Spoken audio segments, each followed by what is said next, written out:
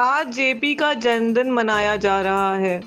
आज जेपी यदि होते तो 123वां जन्मदिन मना रहे होते।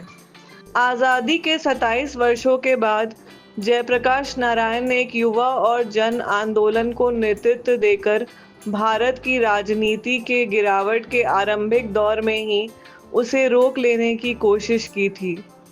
उनके जीवन के इतिवृत्त के साथ जोड़ते हुए एक परिपूर्ण विश्लेषण देने की यहाँ कोशिश हुई है। 1902 में जन्म। 1912 10 वर्ष की अवस्था में उन्हें पटना पढ़ने के लिए कॉलेजिएट स्कूल में भेज दिया गया। 1920 में जयप्रकाश नारायण ने 14 वर्ष की उम्र वाली प्रभावती देवी से शादी की। ब्रजकिशोर प्रसाद के परिवार की थीं और वह कांग्रेस के एक महत्वपूर्ण सेनानी थे। प्रभावती जी जब शादी के बाद पहली दफा किशोर उम्र में रिविलगंज घाट से नाव के द्वारा सिताबदियारा पहुंची थी, तब उन्होंने इस उम्र में अपने माता पिता के घर से प्राप्त चेतना के आधार पर पालकी से घर जाने की जगह पैदल ही घर जाने का रास्ता चुना। जेपी 1922 में अमेरिका प्रस्थान कर गए थे। 1929 तक पढ़ाई पूरी करके जेपी अमेरिका से वापस भारत आ गए, परंतु अन्य तरह की विषमताएं थीं और जयप्रकाश नारायण 1917 के रूसी क्रांति से प्रभावित होकर भारत आए थे। 1930 में जेपी ने देखा कि भारत के कम्युनिस्ट उस समय अंतर्राष्ट्रीयता की वजह से भारत के स्वतंत्रता संग्राम में नहीं थे। 1930 में कम्युनिस्ट जयप्रकाश कांग्रेस में शामिल हो गए थे। 1930 और 31 को इस तरह से याद करेंगे कि पहले तो उन्हें कोलकाता में कांग्रेस के ट्रेड यूनियन के फ्रंट पर जिम्मेदारी मिली और उन्होंने उसे बखूबी निभाया। फिर JP all India Congress committee के मुख्यालय में कार्यालय सचिव के रूप में आ गए। कांग्रेस केंद्रीय कार्यालय के प्रभारी गिरफ्तारी के बाद फ्री प्रेस जर्नल में प्रथम पेज पर था, कांग्रेस ब्रेन अरेस्टेड। ब्रिटेन की लेबर पार्टी भारत में घूम रही थी और जेपी उसके साथ भारत में घूम रहे थे। उनके ऊपर कई लंबित मुकदमे थे, परंतु जयप्रकाश नारायण फिर भी उस डेलीगेशन के साथ भेजे गए। मद्रास जंक्शन पर जयप्रकाश नारायण 7 सितंबर 1932 में देखे गए। 8 सितंबर 1932 को उन्हें गिरफ्तार कर लिया गया। 1934 में भारत के 14 राज्यों में से 5 राज्यों के नेता अंजुमन इस्लामिया हॉल में जमा हुए थे और वहां सोशलिस्ट पार्टी का गठन हुआ था।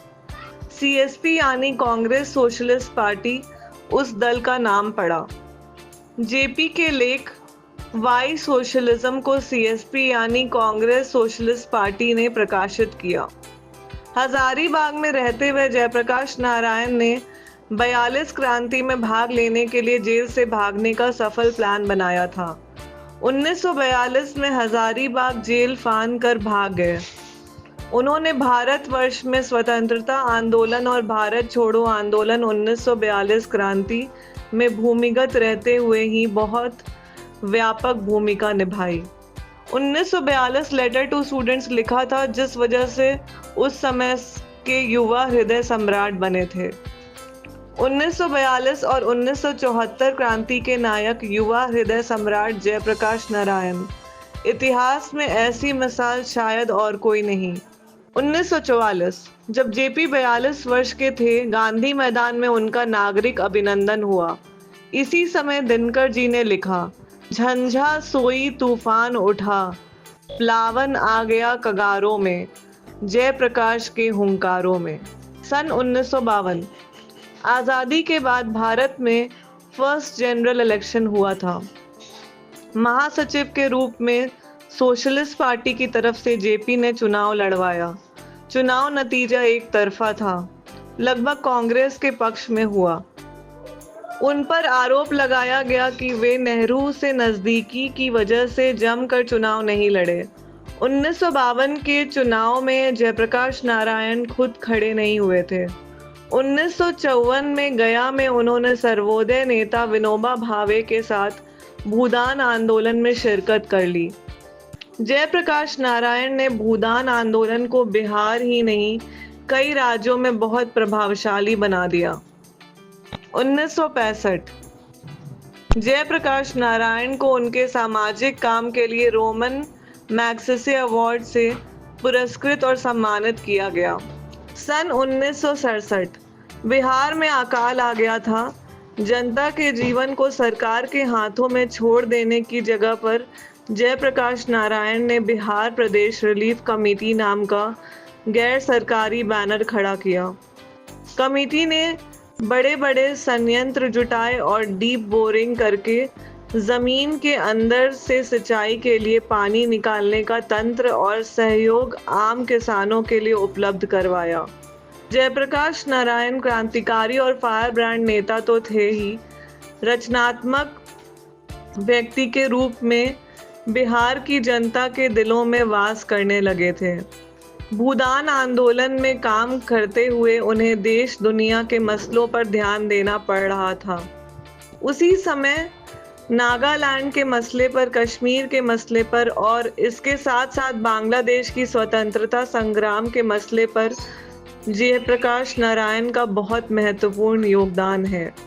1971 में जेपी ने बांग्लादेश मुक्ति वाहिनी के लिए विश्व भर में घूम करके काम किया।